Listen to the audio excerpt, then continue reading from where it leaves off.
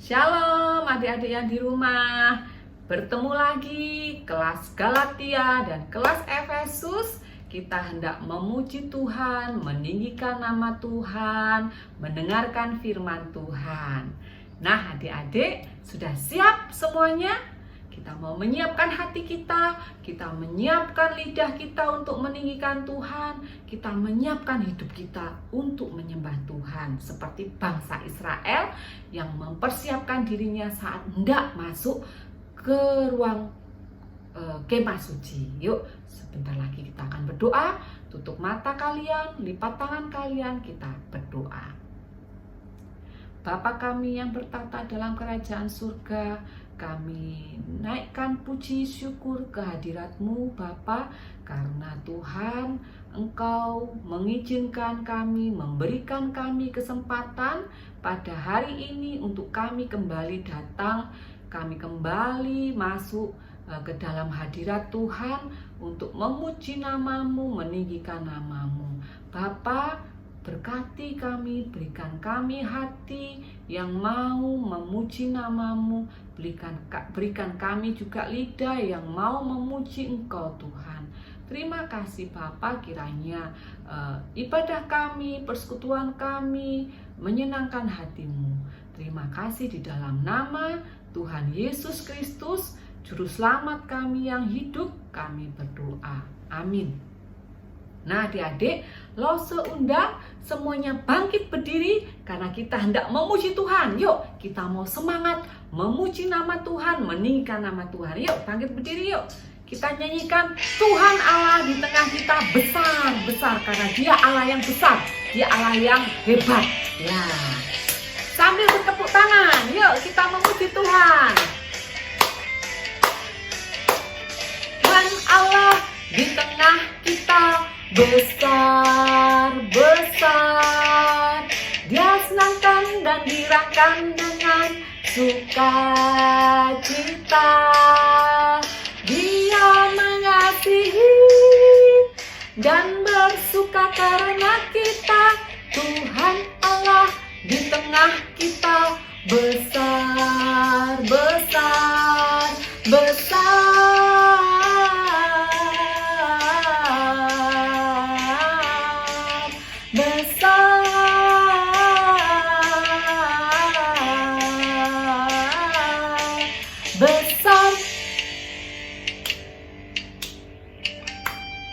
Jangan lupa yang kedua, Tuhan Allah di tengah kita. Di tengah kita gede. Dia senangkan dan dirangkan dengan sukacita. Dia mengasihi dan bersuka karena kita. Tuhan Allah di tengah kita gede.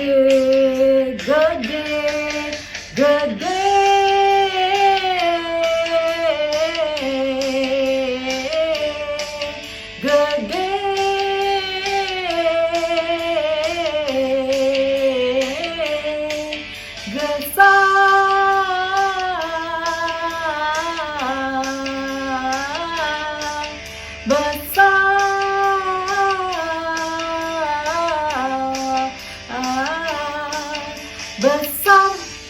Ya, Tuhan Allah di tengah kita besar. Dia Allah yang besar, yang layak untuk kita tinggikan. Ya adik-adik, sebentar lagi teman-teman kita akan menghafal ayat hafalannya. Yuk kita saksikan beberapa teman kita yang akan menghafalkan ayat hafalan. Yuk kita simak video berikut ini. Malvin ayat hafalan Keluaran 24 ayat 3. Lalu datanglah Musa dan memberitahukan kepada bangsa itu segala firman Tuhan dan segala peraturan itu. Maka seluruh bangsa itu menjawab serentak, segala firman yang telah diucapkan Tuhan itu akan kami lakukan. Shalom Lose. Salam masalah sekarang nyata muat hafalan Keluaran 24 ayat 3 berbunyi, lalu datanglah Musa dan memberitahukan kepada bangsa itu segala firman Tuhan dan segala peraturan itu. Maka bangsa itu menjawab serentak, segala firman itu akan kami lakukan. Shalom Mose. Keluaran 24 ayat 3, lalu datanglah Musa memberitahukan kepada bangsa itu firman Tuhan dan peraturan itu. Maka seluruh bangsa menjawab serentak, segala firman yang telah diucapkan Tuhan akan dilakukan. Keluaran 24 ayat 3, lalu datanglah Musa dan memberitahukan kepada bangsa itu segala firman Tuhan dan peraturan itu. Maka bangsa itu menjawab serentak, segala firman yang telah diucapkan Tuhan akan kami lakukan. Terima kasih. Shalom Lose. Santo akan menghafalkan ayat hafalan yaitu Keluaran 24 ayat 3 yang berbunyi, lalu datanglah Musa dan memberitahukan kepada bangsa itu segala firman Tuhan dan segala peraturan itu. Maka seluruh bangsa itu menjawab serentak, segala firman yang telah diucapkan Tuhan itu akan kami lakukan. Terima kasih Lose. Ya, itu tadi video rekaman ayat hafalan dari teman-teman kalian yang sudah mengirimkan ke Lose. Nah, ditunggu ya bagi yang sudah lama yang nggak ngirim-ngirim ke Lose juga Lose tunggu. Yuk, sekarang kita akan bangkit berdiri, kita sekali lagi hendak meninggikan nama Tuhan. Yuk, semuanya bangkit berdiri, kita naikkan pujian seperti bangsa Israel yang membawa korban bakaran kepada Tuhan berupa lembu, kambing, domba. Kita juga mau membawa korban yang harum berupa puji-pujian kita. Kita naikkan pujian kita, kami bawa pujian ke dalam rumah Tuhan. Yuk, sambil bangkit berdiri kita juga bertepuk tangan. Yuk, kami bawa pujian. Kami bawa pujian ke dalam rumah Tuhan. Kami bawa pujian ke dalam rumah Tuhan. Kami persembahkan korban pujian dan syukur. Kami persembahkan korban pujian dan syukur. Kami bawa pujian ke dalam rumah Tuhan. Kami bawa pujian ke dalam rumah Tuhan. Kami persembahkan korban pujian dan syukur. Kami persembahkan korban pujian dan syukur. Kami persembahkan korban pujian dan syukur. Kami persembahkan korban pujian dan syukur. Korban pujian dan syukur.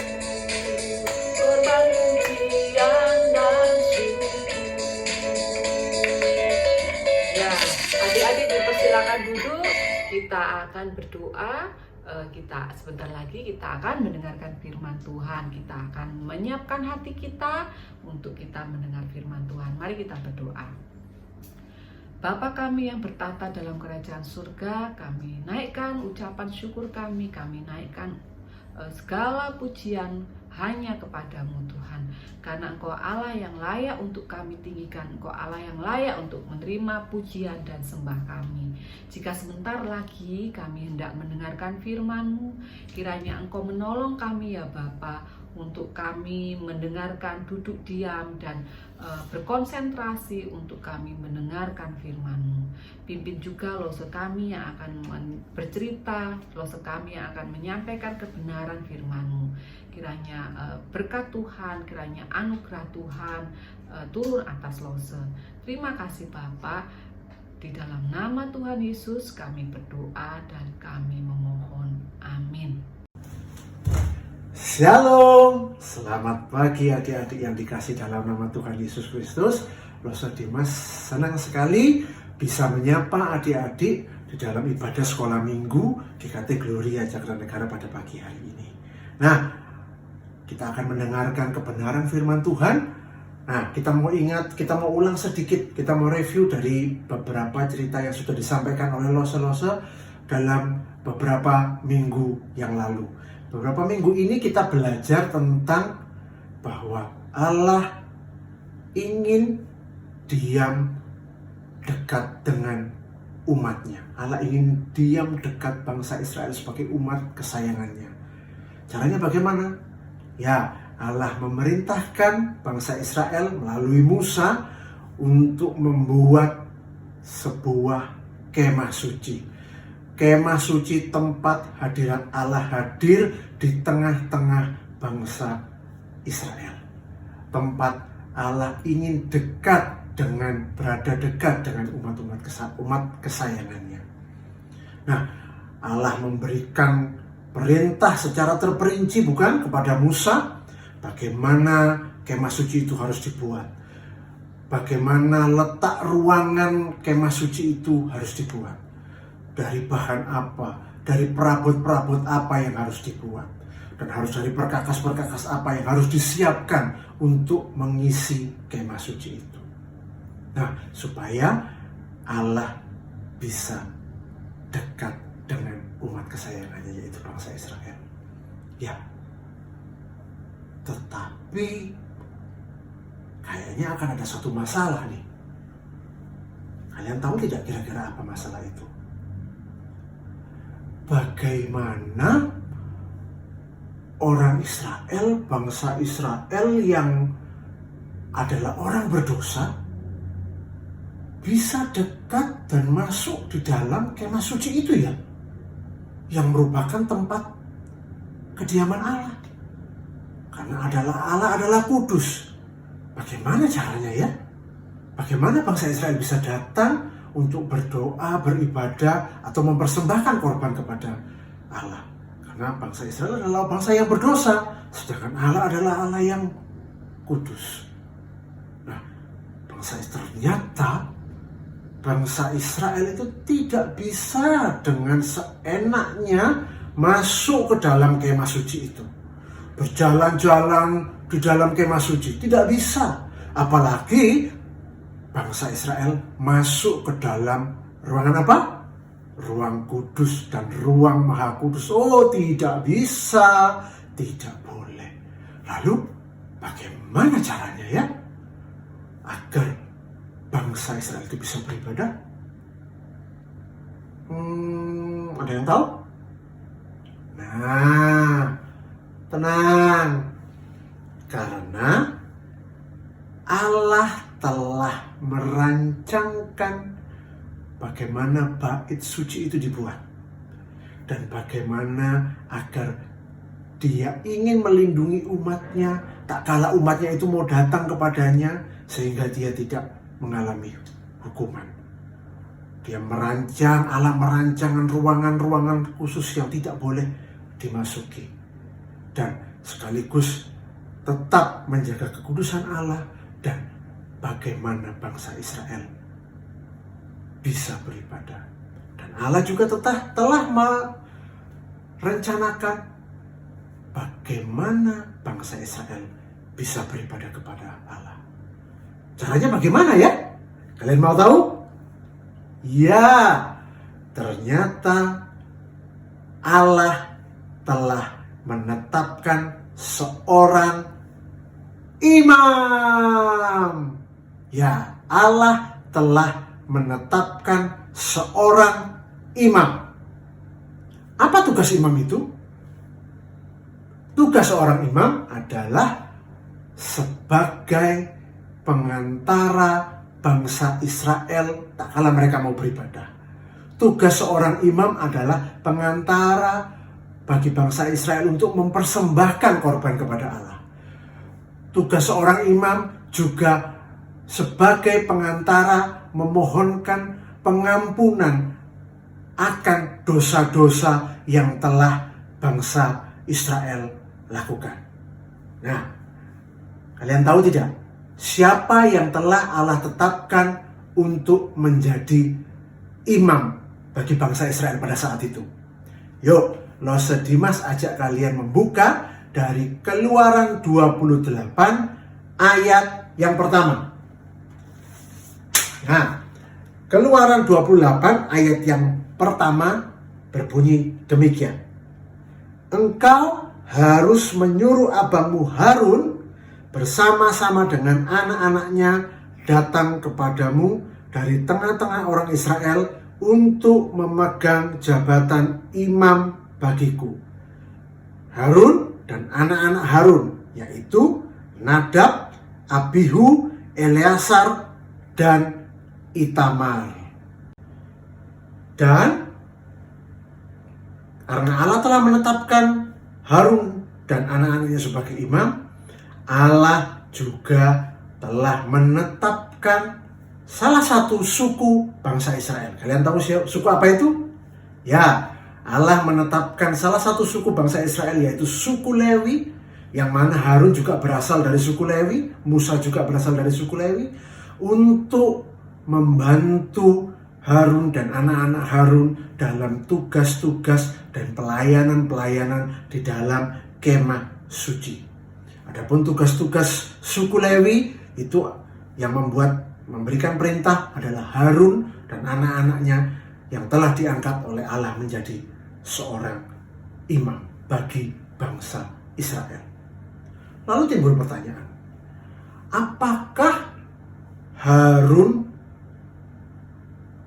dianggap lebih baik dan tidak berdosakah dibandingkan dengan suku-suku bangsa Israel yang lain? Tidak. Harun dan anak-anaknya adalah tetap orang yang berdosa. Dan sebelum Harun dan anak-anaknya bertugas sebagai imam, Harun harus mempersembahkan korban dan menyucikan dirinya, menguduskan dirinya untuk bisa bertugas sebagai imam, sebagai pengantara bangsa Israel untuk beribadah kepada Allah. Harun harus mempersembahkan korban untuk dosanya sendiri, baru Harun bisa melakukan tugas sebagai imam. Selain itu, Allah juga memerintahkan kepada bangsa Israel melalui Musa. Tak kala Harun dan anak-anaknya harus bertugas sebagai imam, Allah memerintahkan kepada bangsa Israel melalui Musa untuk membuat pakaian khusus imam. Pakaian yang diberikan instruksi oleh Allah dengan terperinci. Bagaimana pakaian itu harus dibuat, bagaimana caranya dibuat, bagaimana perhiasan-perhiasan yang harus dipakaikan untuk pakaian imam itu bagaimana. Itu Allah telah memberikan perintah kepada Musa, dan Harun dan anak-anaknya harus memakai pakaian khusus itu tak kala mereka bertugas sebagai imam di dalam kemah suci.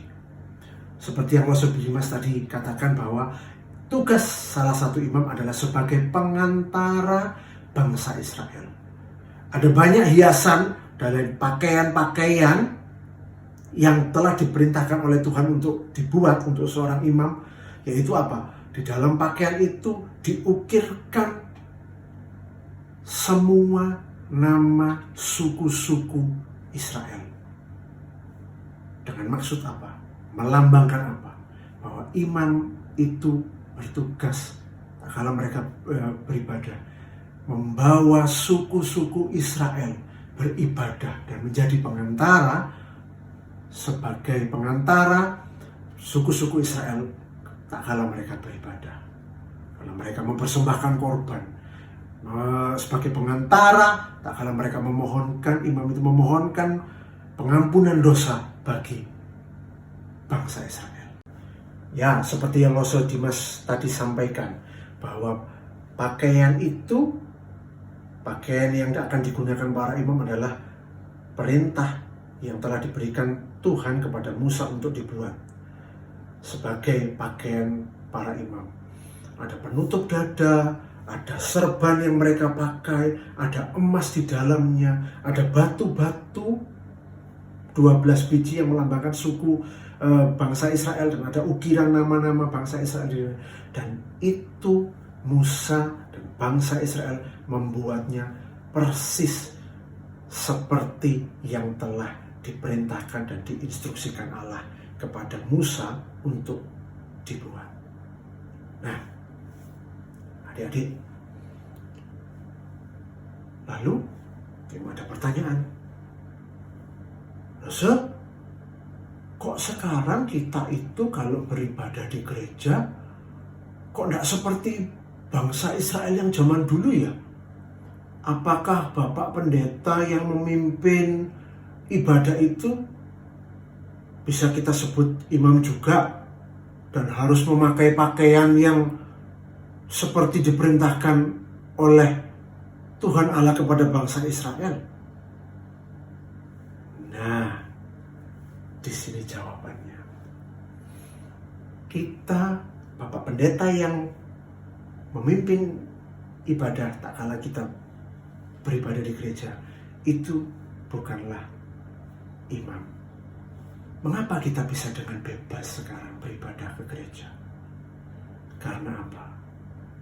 Kita telah memiliki seorang imam besar yang tidak perlu berkali-kali mungkin tiap bulan atau tiap tahun masuk dalam kemah suci.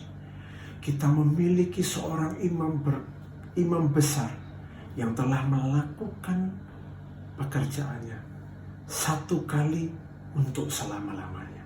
Siapakah imam besar kita itu? Ya, imam besar kita bukan manusia seperti Harun yang adalah orang berdosa. Imam besar kita adalah Tuhan Yesus Kristus.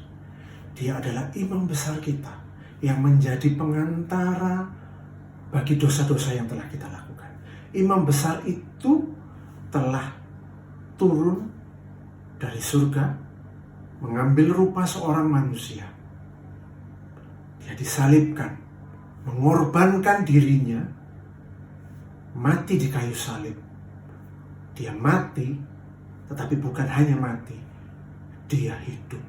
Dia mengalahkan maut, dia bangkit, dan dia sekarang sudah naik ke surga, duduk di sebelah kanan Allah Bapa. Dan dia berdoa untuk kita sebagai imam besar di dalam kehidupan kita. Maka itu kita bisa datang dengan bebas. Tetapi ingat, tetaplah tak kala kita mau beribadah kepada Tuhan, kita harus datang dengan hati yang sungguh-sungguh ingin beribadah. Bukan sekedar yang penting aku beribadah hari Minggu, bukan. Tapi kita tetap harus memiliki hati yang sungguh-sungguh tetap beribadah kepada Tuhan. Imam besar itu Tuhan Yesus sebagai Tuhan kita yang telah, sekali lagi Loso Dimas katakan, Tuhan Yesus yang telah datang ke dalam dunia, mati di kayu salib, mati, tapi bukan hanya mati, dia bangkit, dia naik ke surga menjadi imam besar dan berdoa untuk kita. Itulah imam besar kita, dan kita mau mengucap syukur karena karya Tuhan Yesus yang besar di dalam kehidupan kita. Yuk, amin. Yuk kita mau berdoa sebelum kita mengakhiri cerita kebenaran firman Tuhan ini. Yuk, Loso ajak kalian untuk berdoa bersama-sama. Tuhan Yesus, kami mengucap syukur kalau kami memiliki Engkau ya Tuhan, karena Engkau adalah imam besar kami.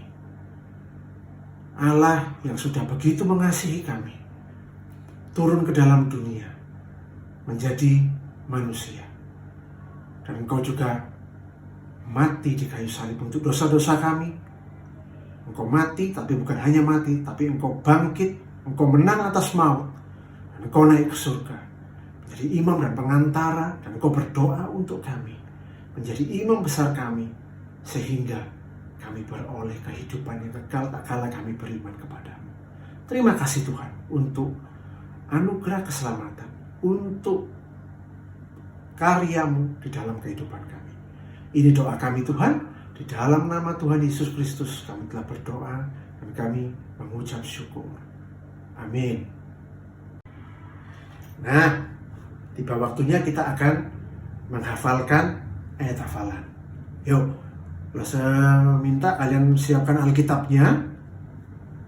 Kalian buka ayat hafalan kita minggu ini terambil dari Ibrani 4 ayat yang ke-14. Saya akan dibacakan buat kita semuanya. Ibrani 4 ayat yang ke-14 yang berbunyi demikian. Karena kita sekarang mempunyai imam besar agung yang telah melintasi semua langit, yaitu Yesus Anak Allah, baiklah kita teguh berpegang pada pengakuan iman kita. Saya ulang sekali lagi ya. Ibrani 4 ayat yang ke-14 yang berbunyi demikian. Karena kita sekarang mempunyai imam besar agung yang telah melintasi semua langit, yaitu Yesus Anak Allah, baiklah kita teguh berpegang pada pengakuan iman kita. Ya, itulah ayat hafalan buat kita minggu ini. Dan Loso Dimas dan Loso Dina masih menunggu kalian untuk kalian bisa mengirimkan video kalian menghafalkan ayat hafalan, kirimkan kepada Loso Dimas ataupun Loso Dina supaya bisa kita tayangkan. Yang sudah tetap semangat untuk mengirimkan ayat hafalan, yang belum, ayo Loso Dimas dorong kalian untuk mengirimkan ayat hafalan untuk kita bisa tayangkan dalam ibadah sekolah minggu depan. Shalom, selamat pagi, Tuhan Yesus memberkati. Ya, kita sudah mendengarkan firman Tuhan bahwa saat ini kita sudah tidak punya imam besar seorang manusia, tapi kita memiliki imam besar, yaitu Tuhan Yesus Kristus yang sudah mati bagi kita, yang sudah bangkit dan naik ke surga, mempersiapkan rumah bagi kita di surga. Nah, adik-adik, kita dapat datang kepada Allah, kita dapat masuk di dalam hadirat Tuhan melalui kuasa darah Yesus. Yuk, kita mau memuji Tuhan, kita tinggikan nama Tuhan sekali lagi dengan satu pujian yang baru. Lose akan memperkenalkan lagu baru kepada kalian, yaitu lagu Ku bawa ku masuk hadiratnya. Saat ku masuk hadiratnya, yuk, ku bawa korban syukur. Ya, kita nyanyikan, yuk.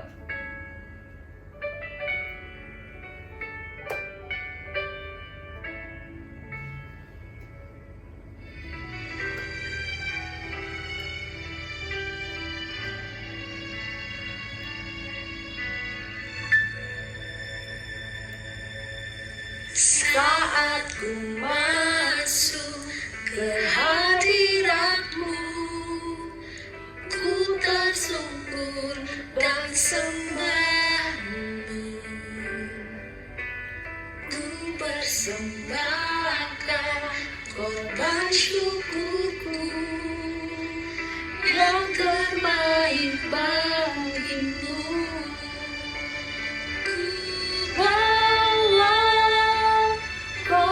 Syukur ke tempat kudus-Mu Tuhan, hatiku limpah dengan syukur sebab Tuhan baik. Oh, sebab Tuhan baik. Sekali lagi kita nyanyikan saat ku masuk. Saat ku masuk ke hadirat-Mu, ku bersyukur dan sembah-Mu. Ku persembahkan korban syukurku yang terbaik bagimu. Ku bawa korban syukur ke tempat kudus-Mu Tuhan. Hatiku limpah dengan syukur, sebab Tuhan baik. Oh, sebab Tuhan baik.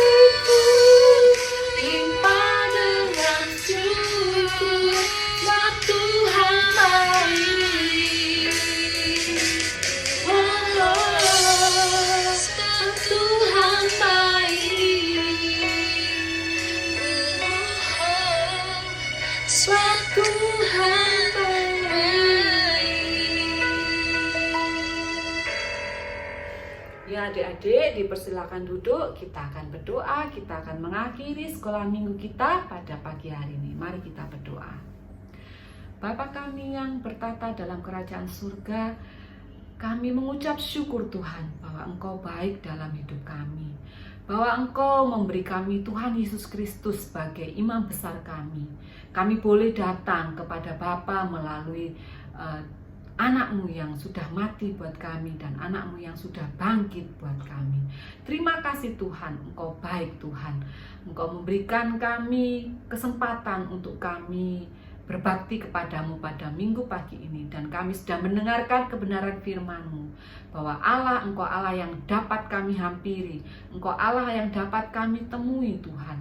Karena Engkau sudah menghampiri kami terlebih dahulu Tuhan. Engkau sudah mengizinkan kami untuk datang Tuhan. Engkau sudah mengirimkan putra-Mu yang tunggal, yaitu Tuhan Yesus yang mati buat kami. Terima kasih Bapa. Kami mengucap syukur buat pagi yang indah ini. Terima kasih buat berkat-Mu yang sudah kami terima pada pagi hari ini. Di dalam nama Tuhan Yesus kami berdoa. Amin. Shalom, sampai jumpa. Tuhan Yesus memberkati.